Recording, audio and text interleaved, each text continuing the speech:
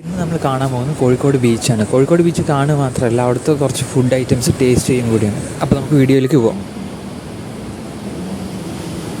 ഇതാണ് കോഴിക്കോട് ബീച്ചിലെ fooding spot. Set ആയിട്ടുണ്ട് അല്ലേ? അപ്പോൾ ഇനി ഇവിടുത്തെ ഫുഡ് ഐറ്റംസ് ഒക്കെ ഒന്ന് ട്രൈ ചെയ്ത് നോക്കാം. കോഴിക്കോട് ബീച്ചിൽ പോയിട്ട് ഐസ് കഴിക്കാതെ ഇങ്ങനെ വീട്ടിൽ പോകും. നേരെ ചെന്ന് 2 ഐസ് പറഞ്ഞു. പിന്നെ ഇത് കേട്ടപാടെ ചേട്ടൻ ഐസ് ഗ്ലാസ്സിലിട്ടു. പിന്നെ കസ്കസ് ഇട്ടു, പൊട്ടുകടല ഇട്ടു, ട്യൂട്ടി ഫ്രൂട്ടി ഇട്ടു, ലാസ്റ്റ് ഷുഗർ സിറപ്പ് ഒഴിച്ചു. ഐസ് എന്തായാലും സൂപ്പർ. ഇനി ബാക്കിയുള്ള ഐറ്റംസ് ട്രൈ ചെയ്യട്ടെ. അപ്പോൾ ഐസ് കഴിച്ച് കഴിഞ്ഞപ്പോൾ തോന്നി മാങ്ങ ഉപ്പിലിട്ടതും പീച്ചിങ് ഉപ്പിലിട്ടതും കൂടി കഴിക്കാമെന്ന്. പിന്നെ ഒന്നും നോക്കിയില്ല, ഐസ് അതും വാങ്ങിച്ചു.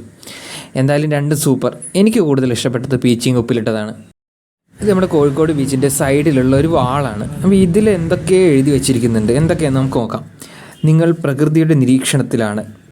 കർമ്മ കാലം, ഇത് കാലം, കലികാലം, ലോകം, ഇതു ലോകം, പുതുലോകം.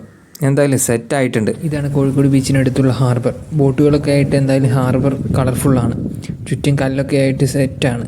പക്ഷേ കുടയൊക്കെ ആയിട്ട് കുറച്ച് പേര് ഇരിക്കുന്നതുകൊണ്ട് ക്യാമറ വല്ലാതെ വൈഡ് ആംഗിളിൽ എടുത്തില്ല. കോഴിക്കോട് ബീച്ചിൽ വന്നിട്ട് എങ്ങനെ കല്ലുമ്മക്കായ കഴിക്കാതെ പോകും? ഐസ് കഴിച്ചിട്ട് പിന്നെ കഴിക്കാൻ പോയത് കല്ലുമ്മക്കായാണ്. കല്ലുമ്മക്കായ കാണാനും നല്ല രസമാണെങ്കിലും പക്ഷെ കഴിക്കാൻ അത്ര ടേസ്റ്റ് ഒന്നും തോന്നിയില്ല.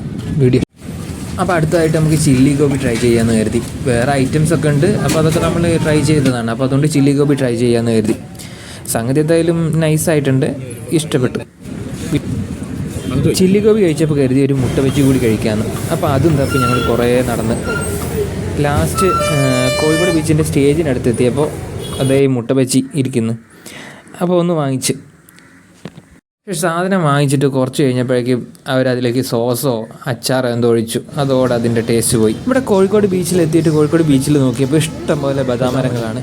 എന്താണ് ഇത്രയും ബദാമരങ്ങളൊക്കെ വെച്ച് പിടിപ്പിക്കാൻ കാരണം എന്ന് എനിക്കറിയില്ല. നിങ്ങൾക്കറിയാമെങ്കിൽ ഒന്ന് കമൻറ്റ് ചെയ്യണപ്പോഴാണ് ബീച്ചിൽ നിറയെ പ്ലാസ്റ്റിക് കവറുകളും ചപ്പും ചവറും ഒക്കെ കൂട്ടിക്കിടക്കുന്നത് കണ്ട്. ഇതിപ്പോൾ ഗവൺമെൻറ്റിനെ മാത്രം കുറ്റം പറഞ്ഞിട്ട് കാര്യമില്ല, നമ്മളടങ്ങുന്ന സമൂഹം ഇതിന് ഉത്തരവാദികളാണ്. ഇനിയെങ്കിലും വേസ്റ്റുകൾ ഇങ്ങനെ വലിച്ചെറിയാതിരിക്കുക, കൃത്യമായിട്ട് അതിൻ്റെ നിർദ്ദേശിക്കപ്പെട്ട് നിൽക്കുന്ന സ്ഥലങ്ങളിൽ കൊണ്ടുപോയിടുക. കോഴിക്കോട് ബീച്ചിൽ മുന്നേ എപ്പോഴോ സെറ്റാക്കിയിട്ടുള്ളൊരു സ്ട്രീറ്റ് ലൈറ്റാണ്. ഇപ്പോൾ തുരുമ്പൊക്കെ പിടിച്ച് ആകെ നശിച്ച് കിടക്കുകയാണ്. ഇതൊന്ന് സെറ്റാക്കിയ കോഴിക്കോട് ബീച്ച് ഇനിയും സെറ്റാവും. പിന്നെ കഴിക്കാൻ പോയത് കാടമുട്ട മസാലയാണ്. അതും കൂടി കഴിച്ചിട്ട് ഫുഡിങ് നിർത്തി. കോഴിക്കോട് ബീച്ചിൽ നിന്ന് ഇറങ്ങാമെന്ന് കരുതി നിൽക്കുമ്പോഴാണ് ബീച്ചിലൊരാൾക്കൂട്ടം. നേരെ അങ്ങോട്ട് പോയി. അവിടെ ഒരു ചേട്ടൻ മാജിക്സും ചില്ലറ നമ്പറുകളൊക്കെ കാണിക്കുകയാണ്. ഒരുപാട് പേര് ചുറ്റും നിൽക്കുന്നുണ്ട്. അതിനിടയ്ക്ക് പുള്ളി ചില്ലറ 5 ഡയലോഗുകൾ അടിക്കുന്നുണ്ട്. എന്തായാലും ലാസ്റ്റ് പുള്ളി ചെയ്ത നമ്പർ ഞങ്ങളെല്ലാവരും ഞെട്ടിച്ചു. 3 ട്യൂബ് ലൈറ്റ് നിലത്ത് വെച്ച് ഷർട്ട് ഒരു മുതകത്തിടിച്ചുകൊണ്ട് പൊട്ടിച്ചു. സംഗതി ആരും അനുകരിക്കരുതെന്ന് മാത്രം.